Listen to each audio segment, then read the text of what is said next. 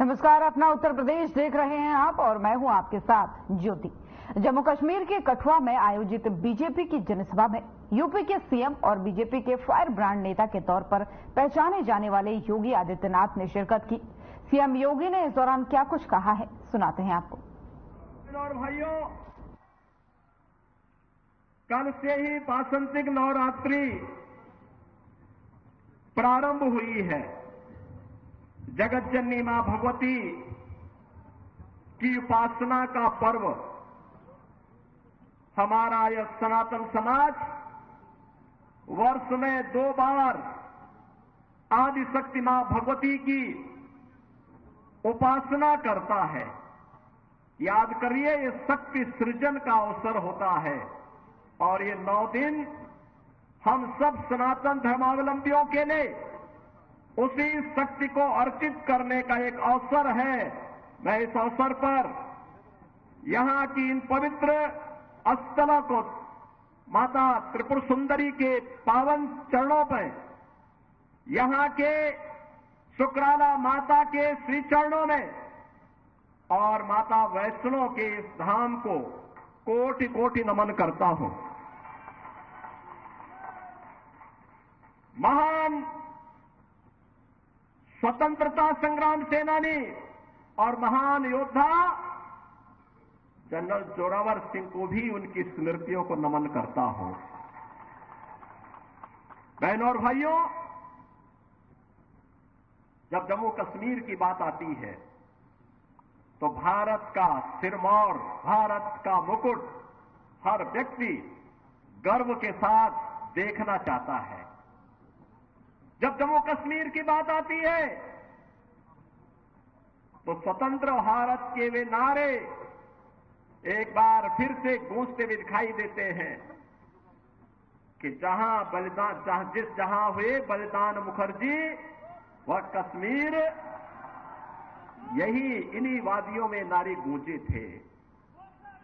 Doctor Shyama Prasad Mukherjee ने इस सपने को साकार करने के लिए अपने आप को बलिदान किया था और बहनों और भाइयों, 70 वर्षों तक कोई सरकार निर्णय नहीं ले पाई। डॉक्टर जितेंद्र सिंह जी को आपने चुनाव जिता करके भेजा। मैं जानता हूं 2014 में हम दोनों साथ साथ सांसद थे और तब भी जब भी जम्मू कश्मीर की बात आती थी, बेझिझक एक सांसद के रूप में, एक मंत्री के रूप में बोलते थे कि मैं पहले वहां का नागरिक हूं, धारा 370 समाप्त होनी ही चाहिए और वहां का विकास होना ही चाहिए। और आज मैं बधाई देता हूं आप सबको, प्रधानमंत्री मोदी जी के प्रति आभार व्यक्त करता हूं, गृह मंत्री अमित शाह जी के प्रति आभार व्यक्त करता हूं, जिन्होंने आतंकवाद की इस जड़ को सदैव के लिए समाप्त करके आज कश्मीर में यह साबित कर दिया है कि दिल्ली का लाल किला हो या श्रीनगर का लाल चौक, चारों ओर उत्साह है, उमंग है, क्योंकि यह क्षेत्र आज विकास की मुख्य धारा के साथ जुड़ा हुआ है। बहनों और भाइयों, जो विकास है आज आप देख रहे होंगे, 4 लेन और 6 लेन की एक्सप्रेसवे, मेडिकल कॉलेजेस का संचालन, इंजीनियरिंग कॉलेज, यहां पर सिंचाई की सुविधा, हर घर नल की योजनाएं, ये सब हो ही रही हैं। लेकिन सबसे बड़ी बात ये, पूछिए इन लोगों से जो लोग इस देश के विभाजन के जिम्मेदार हैं। कांग्रेस से प्रश्न पूछा जाना चाहिए, आखिर हमारा हिंदुस्तान 1947 में आजाद हुआ, लेकिन कांग्रेस की सत्ता लिप्सा ने आजादी के एक दिन पहले देश का दुर्भाग्यपूर्ण विभाजन भी करवाया। और बहनों और भाइयों, स्वतंत्र भारत में हमने हमेशा अपना एक धर्म माना और वह धर्म माना राष्ट्र धर्म। हम अपने राष्ट्र को सर्वोपरि मानते हैं। मेरी व्यक्तिगत कोई भी आस्था होगी, कोई भी उपासना विधि होगी, लेकिन अगर वह राष्ट्र के मार्ग में बाधक है मैं इसको दरकिनार करके रखता हूं और पहले कहता हूं कि मेरा देश रहना चाहिए। मेरे लिए मेरे देश की स्वतंत्रता, मेरे देश की संप्रभुता और इसकी अखंडता सर्वोपरि रखती है। और इसीलिए आज न केवल भारत एक ग्लोबल पावर के रूप में आगे बढ़ रहा है, अपितु बहनों और भाइयों, आप देख रहे होंगे अन्य दिनों में तो आप छोड़िए, भारत सरकार के साइंस एंड टेक्नोलॉजी के मंत्री भी डॉक्टर जितेंद्र सिंह जी हैं, प्रधानमंत्री कार्यालय के मंत्री भी डॉक्टर जितेंद्र सिंह जी हैं। कोरोना कालखंड में पहली बार आपने देखा होगा भारत के वैज्ञानिकों ने एक यानी दो ऐसे वैक्सीन दिए जो दुनिया के अंदर कोरोना जैसी महामारी की अचूक दवा है, अचूक दवा। आपने देखा होगा सबसे प्रभावी वैक्सीन भारत ने दी, फ्री में वैक्सीन, फ्री में उपचार, फ्री में टेस्ट। 140 करोड़ भारतवासियों को भारत की सरकार ने प्रधानमंत्री मोदी जी के नेतृत्व में प्रदान किया। और बहनों और भाइयों, 4 वर्ष से फ्री में 80 करोड़ लोगों को राशन की सुविधा, और अगले 5 वर्ष तक ये राशन की सुविधा फिर से प्राप्त होने वाली है भारतवासियों को। आप सोचो 140 करोड़ में से 80 करोड़ लोगों को 4 वर्ष से फ्री में राशन की सुविधा अगले 5 वर्ष तक मिलना है। और दूसरी तरफ 1947 में भारत से अलग हुआ पाकिस्तान भीख का कटोरा लेकर के दुनिया के अंदर भीख मांगता हुआ दिखाई दे रहा है।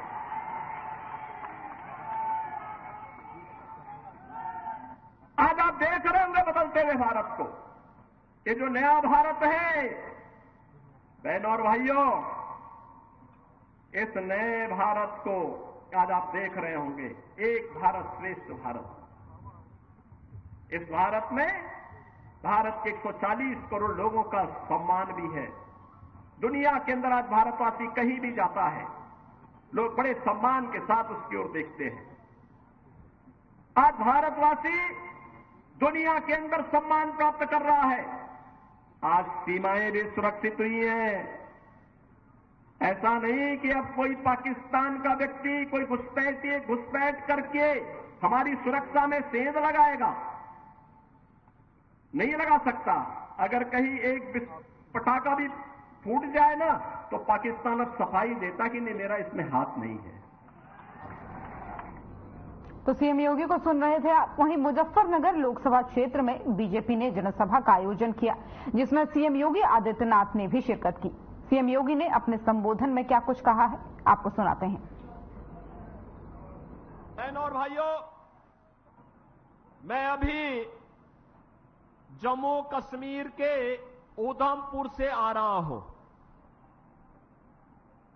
आप अनुमान करिए, जैसी सभा यहां पर हो रही है, इतनी ही निश्चिंतता में वहां पर भी मैंने सभा की है।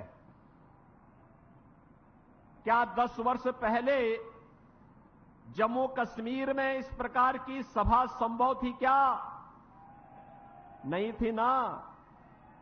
लेकिन आज जम्मू कश्मीर में शानदार सभा हो रही है। लोग लोकतंत्र की मुख्य धारा के साथ जुड़ रहे हैं।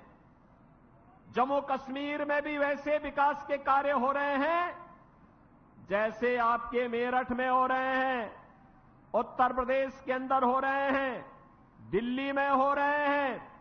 ऐसे ही विकास के कार्य वहां पर भी युद्ध स्तर पर आगे बढ़ रहे हैं। बहनों और भाइयों, यह जो परिवर्तन हम सबको देखने को मिल रहा है, कभी भारतीय जनसंघ के संस्थापक श्यामा प्रसाद मुखर्जी ने नारा दिया था कि एक देश में 2 प्रधान, 2 विधान और 2 निशान नहीं चलेंगे, नहीं चलेंगे। श्यामा प्रसाद मुखर्जी शहीद हुए थे इस दोहरी व्यवस्था के खिलाफ, और 70 वर्षों तक कांग्रेस और उसके सहयोगी दलों ने इस व्यवस्था को दफन करके इस व्यवस्था को बनाए रखा, आतंकवाद पनपता रहा, देश को डंक मारता रहा, निर्दोष लोग मरते रहे, देश का विकास बाधित होता रहा। लेकिन बहनों और भाइयों, 70 वर्ष के बाद भारत माता के महान सपूत से नरेंद्र मोदी जी जैसा यशस्वी व्यक्तित्व देश के पास आया, जिन्होंने कश्मीर के इस दंश को समाप्त करते हुए धारा 370 समाप्त किया। और जो भाजपा के कार्यकर्ता दशकों से नारा लगाते थे, जहां हुए बलिदान मुखर्जी, वह कश्मीर हमारा है। बहनों और भाइयों, आज उस कश्मीर को भारत का भिन्न हिस्सा बना करके मोदी जी ने साबित कर दिया है कि हमारे लिए राष्ट्र धर्म ही सर्वोपरि है। बहनों और भाइयों, यही स्थिति आज 140 करोड़ का भारतीय दुनिया के अंदर जहां कहीं जाता है, तो 140 करोड़ भारतीयों को वहां सम्मान मिलता है। लोगों के मन में भारत के प्रति सम्मान का भाव पैदा हुआ है। ये भी मोदी जी के कारण। बहनों और भाइयों, सीमाएं सुरक्षित हुई हैं।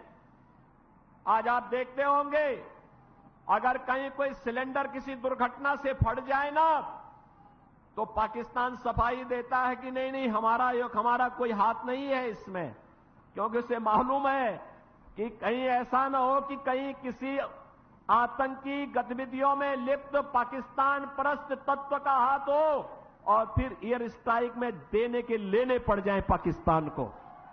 बहनों और भाइयों, ये सारे और पराक्रम भारत का जो देखने को मिल रहा है, ये मोदी जी के नेतृत्व में भारतीय जनता पार्टी सरकार के कारण।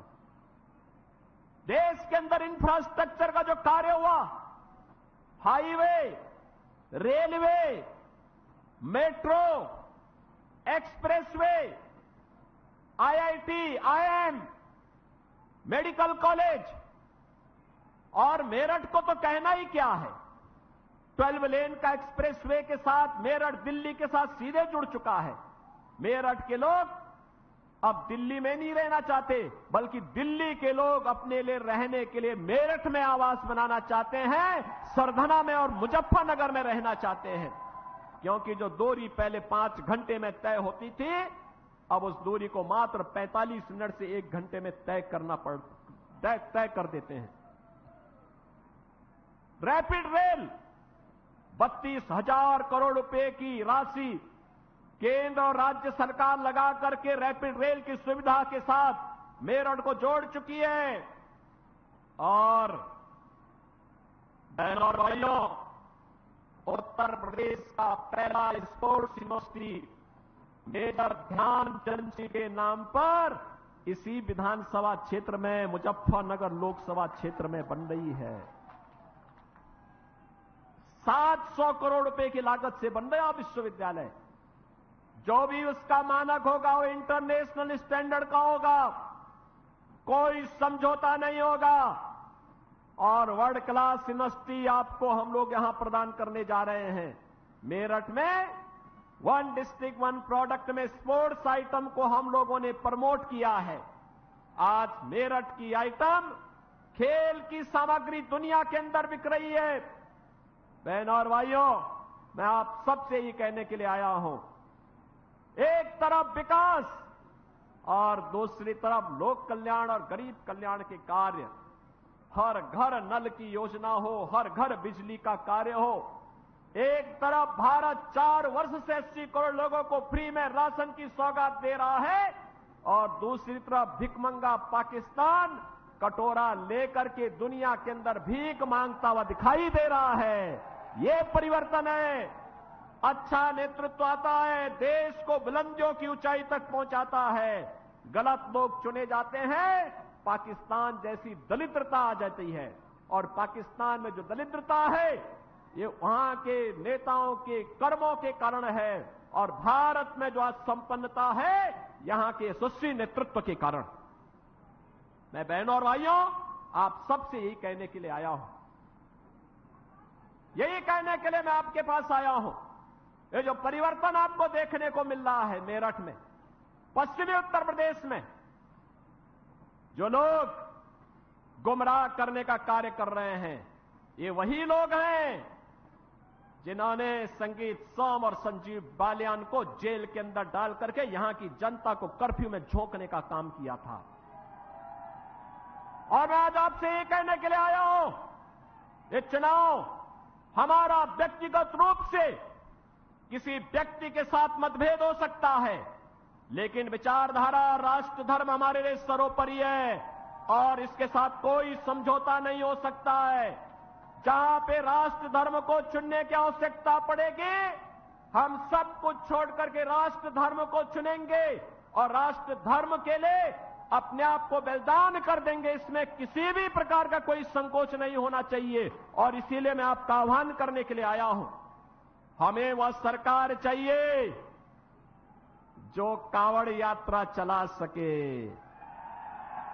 कर्फ्यू लगाने वाली सरकार नहीं चाहिए, कर्फ्यू लगाने वाले लोग नहीं चाहिए। हम लोग इस बात को ध्यान में दें, जो लोग कर्फ्यू के पक्षधर रहे हैं, दंगा पॉलिसी जिनकी इस पूरे क्षेत्र में यहां के निर्दोष नागरिकों पर झूठे मुकदमे दर्ज करके यहां के नौजवानों के जीवन को जिन लोगों ने निगलने का काम किया था, उन लोगों को कभी माफ करने की आवश्यकता नहीं। जो ये लोग आए होंगे, तमाम प्रकार की बातें कहने के लिए आए होंगे। बहनों और भाइयों, मैं आपसे एक बात और कहना चाहता हूं।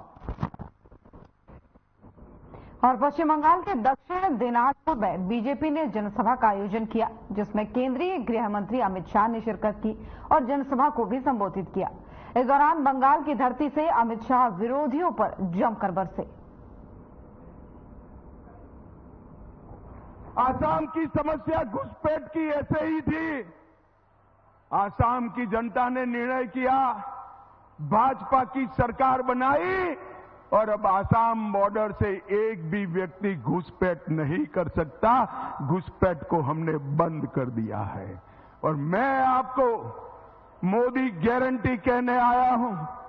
30 सीटें पार करा दो, बंगाल में भाजपा सरकार बना दो, परिंदा भी पैर नहीं मारेगा, किसी को घुसपैठ हम नहीं करने देंगे। भाई और बहनों, ये बेलूर घाट वाले इतने सारे लोग हैं, मुझे बताइए, अयोध्या में राम मंदिर बनना चाहिए था या नहीं बनना चाहिए था? अरे जोर से बोलो, बनना चाहिए था या नहीं बनना चाहिए था? ये ममता दीदी, ये कांग्रेस पार्टी, ये कम्युनिस्ट, ये सभी इकट्ठा मिलकर 70 साल से राम मंदिर को अटका रहे थे, भटका रहे थे, लटका रहे थे। 17 तारीख को रामनवमी है, रामलल्ला का बर्थडे है और मोदी जी ने 5 ही साल में केस का चुकादा भी आ गया, भूमि पूजन भी हो गया और 22 जनवरी को भव्य राम मंदिर का निर्माण भी हो गया। 500 साल के बाद रामलल्ला अपने भव्य घर के अंदर अपना बर्थडे मनाएंगे, रामनवमी बनाएंगे। भाई और बहनों, ये पार्टियों ने तुष्टीकरण के लिए राम मंदिर को अब तक रोक कर रखा था। मैं बंगाल की भूमि पर आया हूं, मुझे बताइए, बंगाल की भूमि पर मैं आया हूं, श्यामा प्रसाद जी ने धारा 370 हटाने के लिए अपनी जान दे दी थी। भाई और बहनों, बेलूर घाट वालों, मुझे बताओ, ये जो कश्मीर है हमारा है या नहीं है? जोर से बोलो, है या नहीं है? 370 हटनी चाहिए थी या नहीं हटनी चाहिए थी? एक कांग्रेस, तृणमूल सभी लोग विरोध करते थे।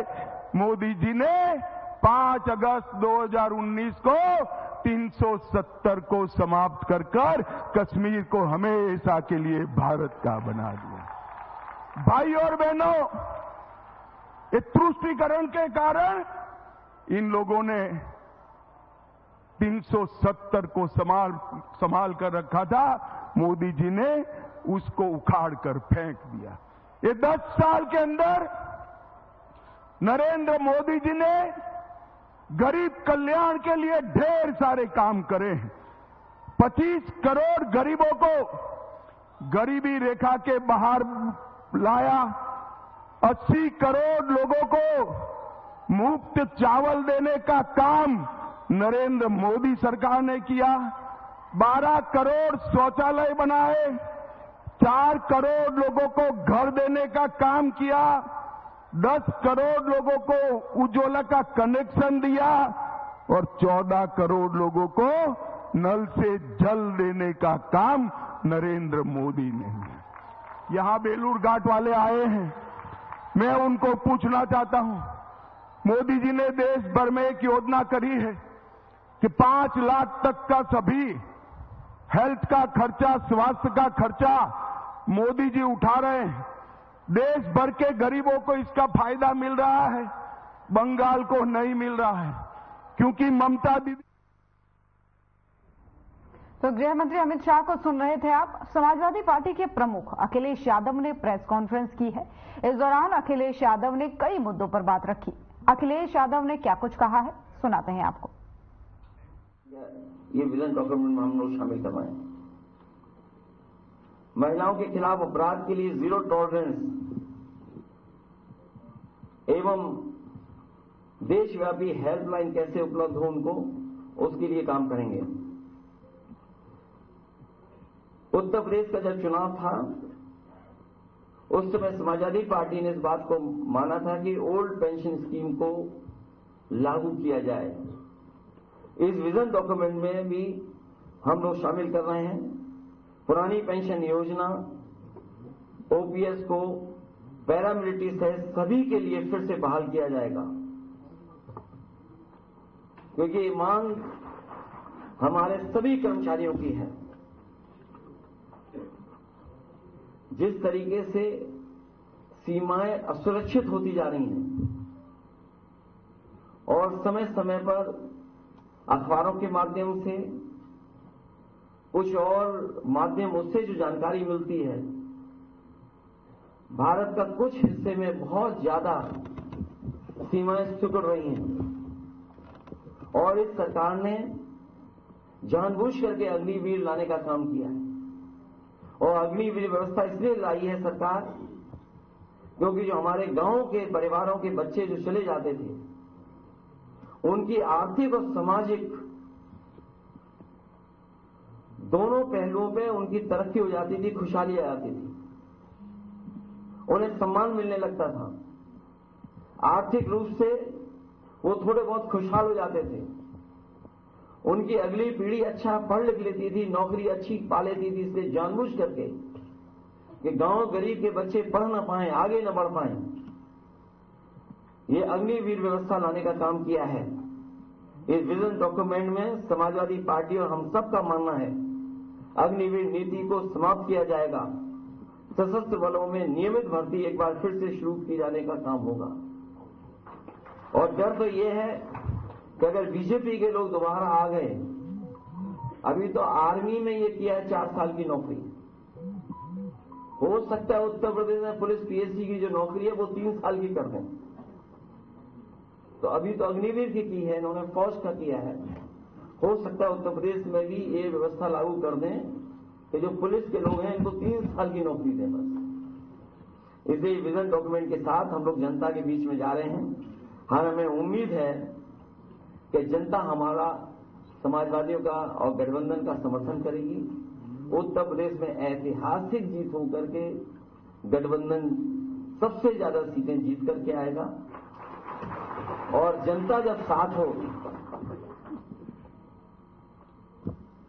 और जनता का ही विजन डॉक्यूमेंट हो तो सबसे ज्यादा सीटें समाजवादी पार्टी और गठबंधन जीतने जा रहा है।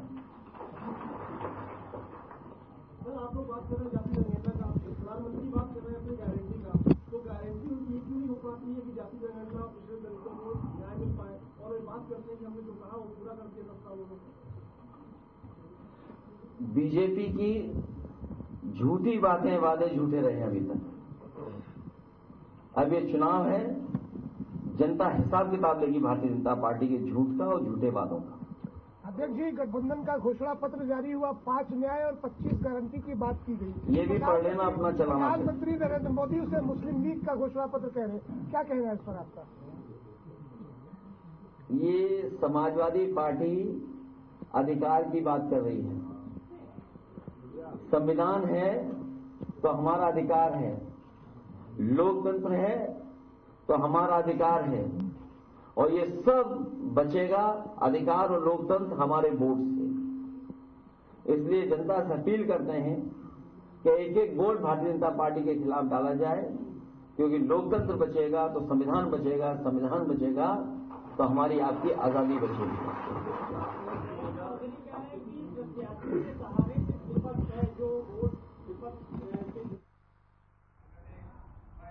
अपना उत्तर प्रदेश देख रहे थे आप। बुलेटिन में फिलहाल इतना ही।